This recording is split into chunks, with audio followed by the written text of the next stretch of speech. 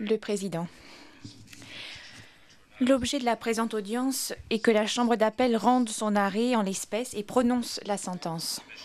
Après avoir entendu les exposés des parties le 9 février de cette année, la Chambre a rejeté l'appel interjeté par l'appelant contre sa condamnation pour des motifs qui seront exposés plus tard.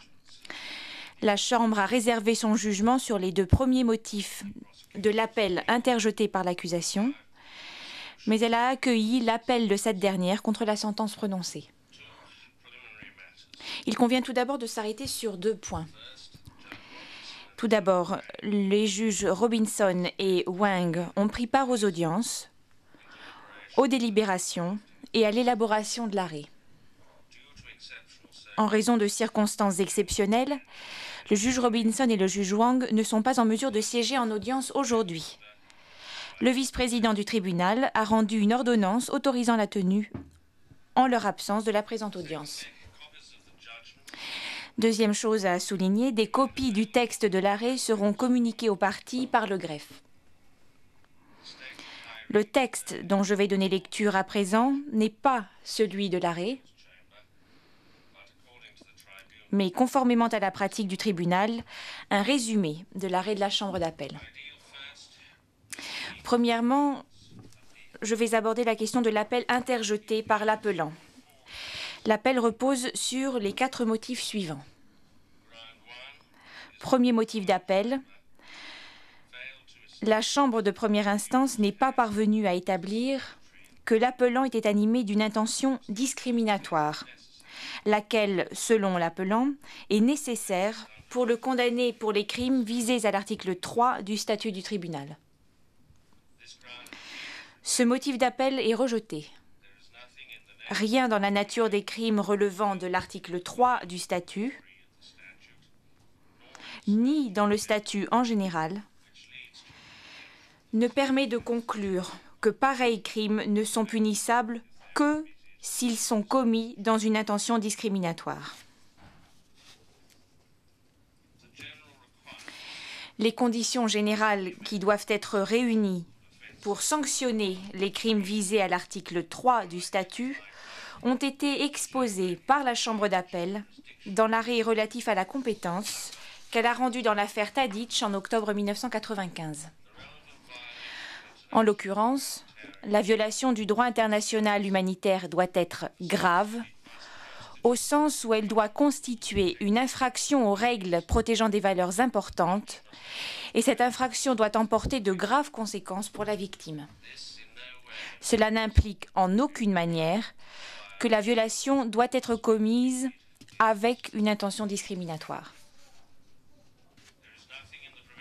Rien dans les dispositions des principaux instruments du droit international, dont les principes sont consacrés à l'article 3 du statut, rien ne permet de conclure que les violations doivent s'accompagner d'une intention discriminatoire. Le fait que l'article commun 3.1c des conventions de Genève évoque explicitement la prohibition de toute distinction de caractère défavorable basée sur la race, la couleur, la religion ou la croyance, le sexe, la naissance ou la fortune, ou tout autre critère analogue, ne restreint en aucun cas le champ de la prohibition aux seuls actes commis dans une intention discriminatoire. De même, aucun élément en droit international coutumier ne montre l'existence d'une telle restriction. La Chambre d'appel est d'avis qu'une intention discriminatoire spécifique n'est requise que dans le cas des crimes internationaux de persécution et de génocide. Pour ces motifs, la Chambre d'appel conclut que ni l'intention discriminatoire, ni les atteintes à la dignité de la personne ne sont des éléments constitutifs des crimes visés à l'article 3 du statut. Ce motif d'appel est par conséquent rejeté. Deuxième motif d'appel.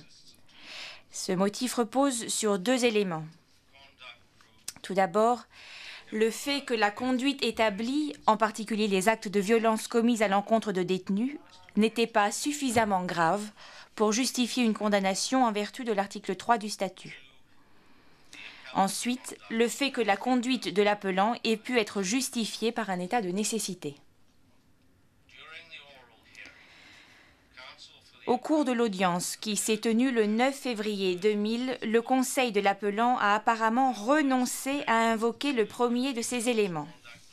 Toutefois, la Chambre d'appel s'est attachée à déterminer s'il fallait considérer que la conduite de l'appelant était suffisamment grave pour constituer une violation de l'article 3 du statut. La Chambre d'appel n'a aucune raison de douter de la gravité des crimes commis. Les victimes ont subi des sévices physiques et psychologiques et des atteintes à leur dignité. Deuxièmement, l'appelant fait valoir que l'argument de nécessité extrême s'applique en l'espèce, étant donné qu'en gardant des civils en détention au camp de Kaonik, il a essayé de les protéger de souffrances plus importantes auxquelles ils auraient été exposés en dehors du camp. On voit mal comment cet argument aurait été invoqué lors du procès. Et la Chambre d'appel considère que, d'un point de vue général, les personnes accusées par le tribunal doivent produire tous les arguments de leur défense au cours du procès et ne peuvent pas attendre l'appel pour en soulever un pour la première fois. Toutefois, la Chambre s'est attachée à déterminer si un tel argument pouvait être invoqué par l'appelant pour sa défense.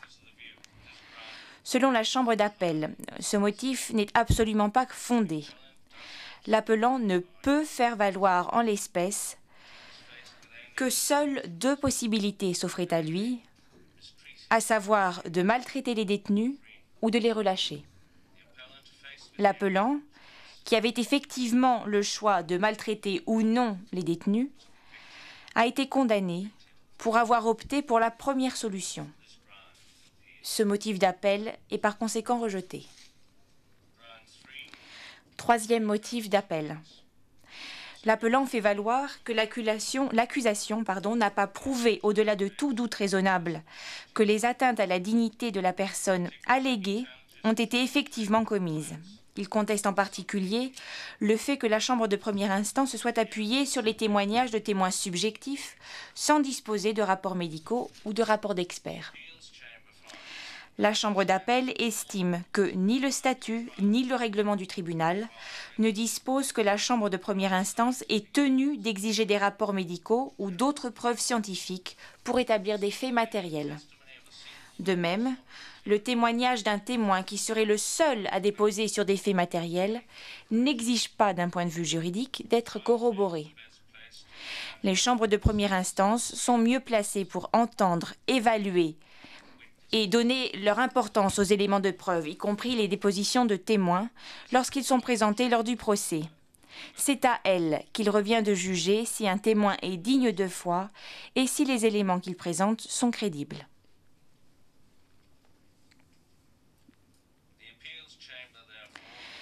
La Chambre d'appel est, dans une certaine mesure, tenue de s'appuyer sur l'évaluation que la Chambre de première instance a faite des éléments de preuve présentés au procès.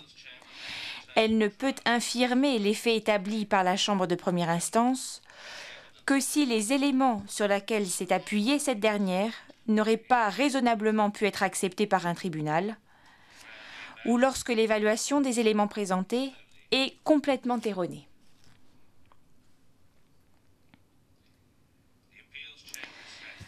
La Chambre d'appel est convaincue que la Chambre de première instance a correctement usé de son pouvoir discrétionnaire lorsqu'elle a évalué le témoignage des différents témoins. La Chambre de première instance a jugé ces témoignages suffisants et crédibles et elle était fondée à le faire. Elle a par conséquent correctement appliqué le critère d'établissement de la preuve. Ce motif d'appel est rejeté. Quatrième motif d'appel. L'appelant fait valoir que la Chambre de première instance n'a pas correctement appliqué l'article 7.3 du statut. Il conteste les conclusions de la Chambre de première instance, selon lesquelles il exerçait un pouvoir de facto sur les gardes et qu'il a omis de rendre compte de leurs actes aux autorités supérieures. Il avance l'argument selon lequel il n'avait pas un contrôle suffisant sur la police militaire du HVO et que son rôle était purement administratif, un rôle d'exécution, et que ses attributions étaient d'ordre exclusivement civil. Ce motif d'appel repose essentiellement sur un point de fait. La Chambre d'appel estime qu'il n'importe guère que l'appelant ait été un civil ou un supérieur militaire. Ce qu'il convient de prouver, c'est qu'il avait le pouvoir, au sens de l'article 7.3, d'empêcher que les dits actes soient commis ou de les punir.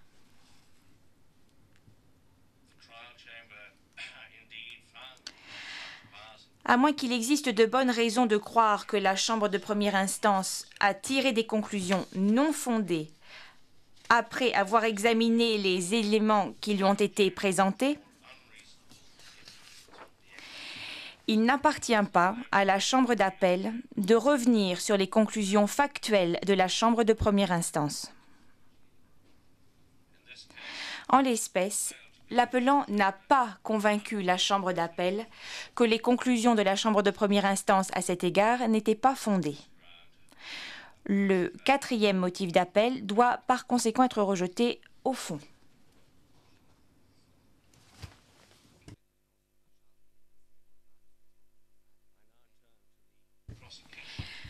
J'en viens maintenant à l'examen des motifs d'appel de l'accusation qui sont au nombre de 3. Premier motif d'appel. L'accusation soutient que la Chambre de première instance, en acquittant l'appelant des chefs d'accusation 8 et 9, s'est méprise sur l'application de l'article 2 du statut, et ce pour les raisons suivantes. Tout d'abord, la Chambre de première instance a appliqué un critère juridique erroné pour déterminer si le conflit armé considéré en l'espèce était de type international. L'accusation soutient que le bon critère est celui du contrôle global, tel qu'exposé dans l'arrêt Tadić de juillet 1999.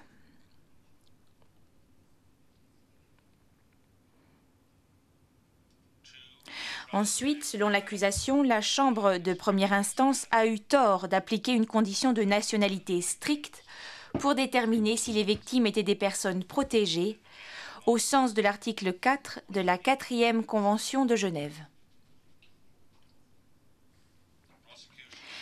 L'accusation soutient qu'en l'espèce, les 2 conditions d'application de l'article 2 du statut sont remplies. Elle fait valoir que le dossier de première instance peut établir la responsabilité pénale de l'appelant sous les chefs 8 et 9, puisque celle-ci naît des mêmes allégations factuelles que celles fondant le chef d'accusation 10, dont l'appelant a été reconnu coupable par la Chambre de première instance.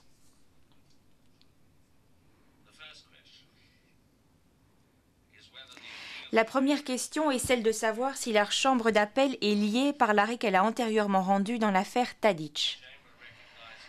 La Chambre reconnaît que tant dans les systèmes de common law que dans ceux de droit romano-germanique, les juridictions suprêmes, qu'il s'agisse d'un point de doctrine ou de pratique, se conforment normalement aux décisions qu'elles ont rendues auparavant et ne s'en écartent que dans des circonstances exceptionnelles, et ce pour préserver les principes de cohérence, de sécurité et de prévisibilité.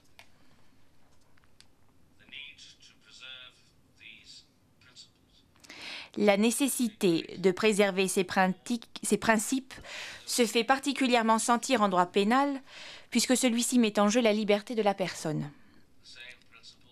Ces mêmes principes s'appliquent aux tribunaux internationaux. Le but fondamental de ce tribunal est de poursuivre des personnes présumées responsables de violations graves du droit international humanitaire. La Chambre d'appel considère que pour servir ce but, il convient d'adopter une attitude qui, tout en reconnaissant que la sécurité, la stabilité et la prévisibilité sont nécessaires, admet également qu'il est des cas dans lesquels une application stricte et absolue de cette règle peut conduire à une injustice. La Chambre conclut donc qu'une bonne interprétation du statut, tenant dûment compte de son texte et de son objectif, amène à la conclusion suivante. Dans l'intérêt de la sécurité et de la prévisibilité, La Chambre d'appel devrait se conformer à ces décisions antérieures, mais elle devrait être libre de s'en écarter pour des raisons impérieuses dans l'intérêt de la justice. Il est nécessaire de souligner que la règle générale est de se conformer aux décisions antérieures et que seules des circonstances exceptionnelles justifient de s'en écarter.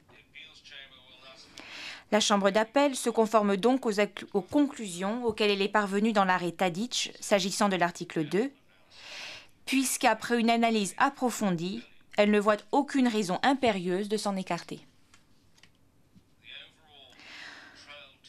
Le critère du contrôle global, exposé dans l'arrêt Tadić par la Chambre d'appel, est bien le critère juridique qui s'applique ici. Il assure une meilleure protection aux victimes civiles de conflits armés et il est conforme à l'objectif fondamental de la 4e Convention de Genève, qui est de garantir la protection des civils dans toute la mesure du possible. En l'espèce, la Chambre d'appel conclut que la Chambre de première instance n'a pas appliqué le critère qui convenait.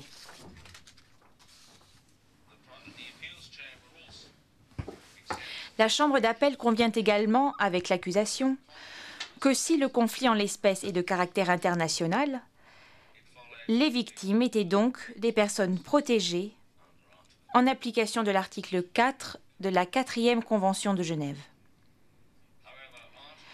Toutefois, il est possible de donner une interprétation large de cet article, qui permet à une personne de se voir accorder le statut de personne protégée, bien qu'elle soit de même nationalité que ses détenteurs.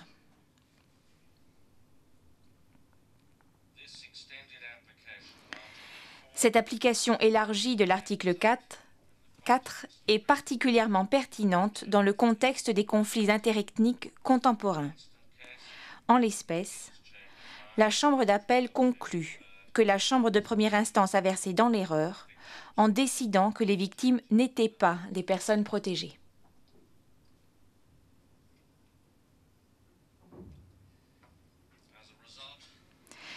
Par conséquent,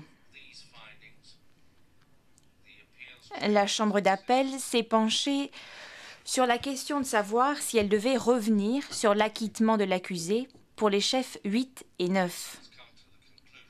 Elle est parvenue à la conclusion que le faire ne servirait aucun objectif utile,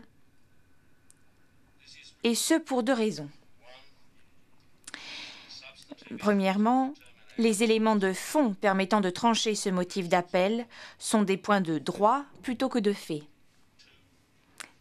Enfin, les actes à l'origine de ces chefs et du chef d'accusation 10 sont identiques.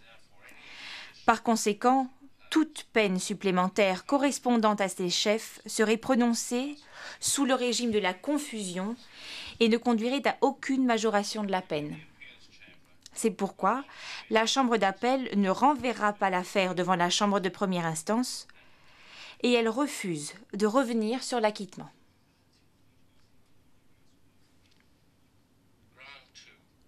Deuxième motif d'appel.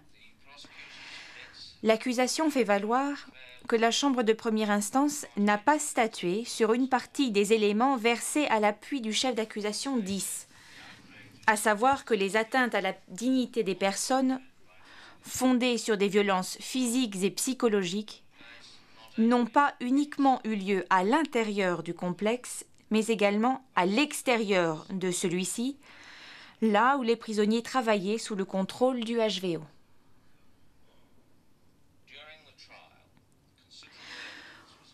Au cours du procès, nombre d'anciens prisonniers ont témoigné au sujet des mauvais traitements qu'ils ont subis alors qu'ils creusaient des tranchées à l'extérieur du complexe.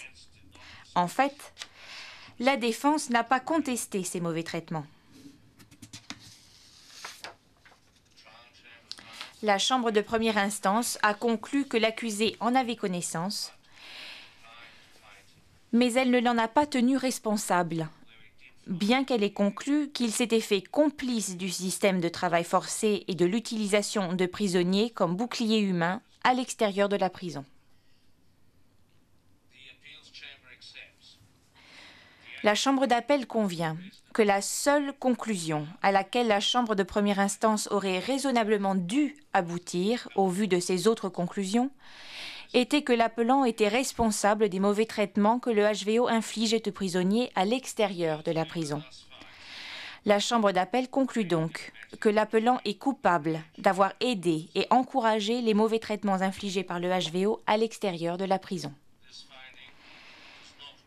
Cette conclusion ne modifie pas la déclaration de culpabilité retenue par la Chambre de première instance pour le chef d'accusation 10. À strictement parler, cette conclusion supplémentaire devrait être prise en compte par la Chambre d'appel pour la fixation d'une nouvelle peine pour le chef d'accusation 10. Cependant, au vu de sa portée limitée, la Chambre d'appel ne pense pas que cette conclusion supplémentaire suffise en elle-même à justifier une majoration de la peine.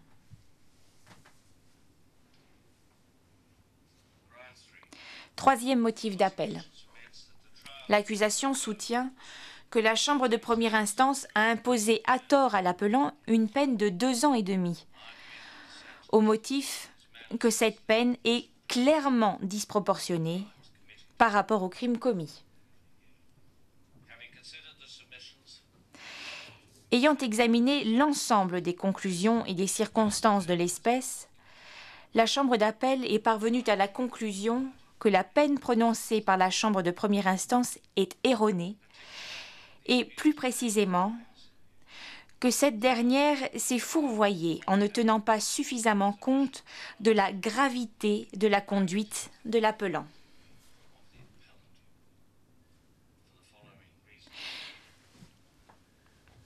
Cette conclusion se fonde sur les raisons suivantes. Ces crimes n'étaient pas insignifiants. Au lieu d'empêcher la perpétration d'actes de violence contre les personnes qu'il aurait dû protéger, l'appelant, en sa qualité de supérieur, y a lui-même participé et a permis que ces personnes soient soumises à des actes de terreur psychologique. Il a également manqué à son devoir de punir les responsables. Plus gravement, en participant à la sélection de détenus qui allaient être utilisés comme boucliers humains ou pour creuser des tranchées, comme il devait le savoir, l'appelant mettait en danger la vie des personnes placées sous sa garde.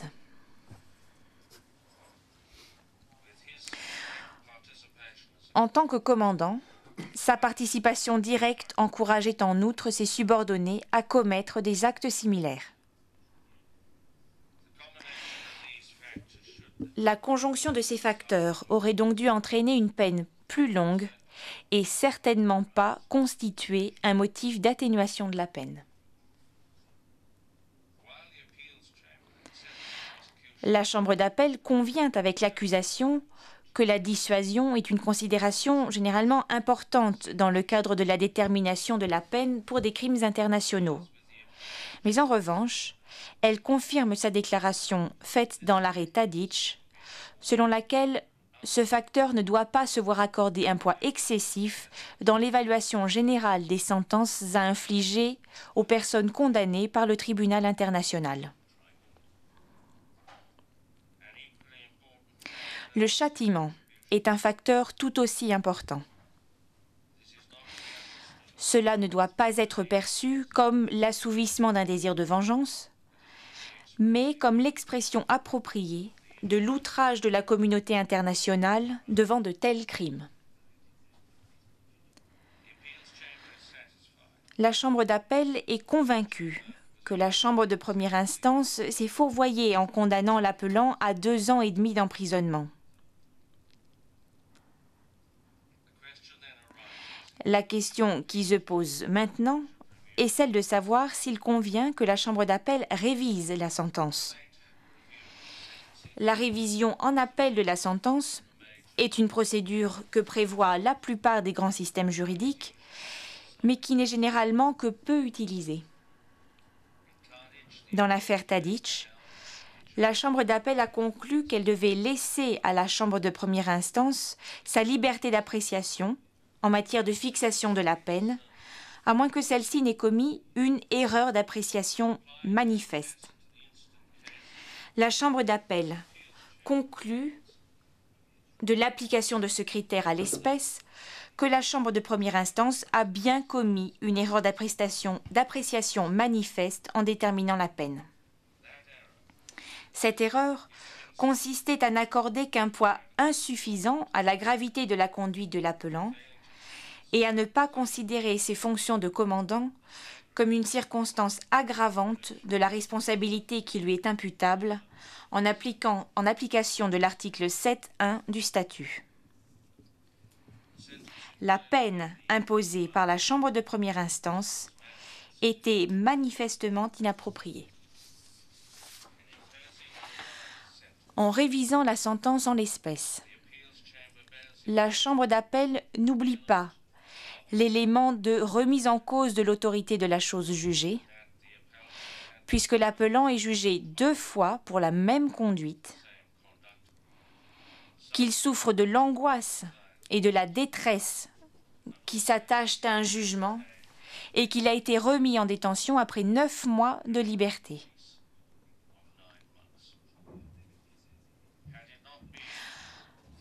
En l'absence de ces facteurs, sa peine aurait été considérablement plus longue.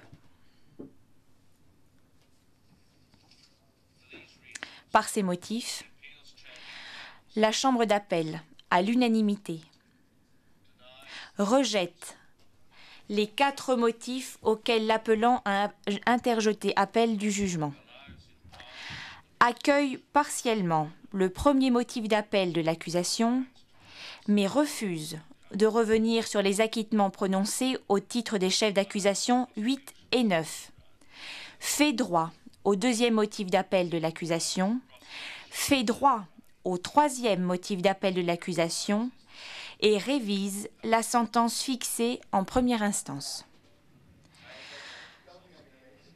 Monsieur Zlatko-Aleksovski, veuillez vous lever, s'il vous plaît.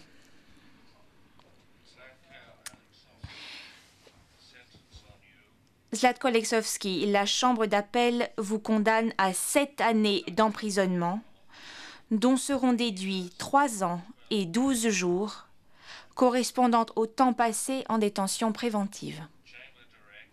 La Chambre d'appel donne instruction que la peine d'emprisonnement soit purgée dans un État qui sera désigné par le tribunal international en application de l'article 27 du statut et de l'article 103 du règlement de procédure du tribunal.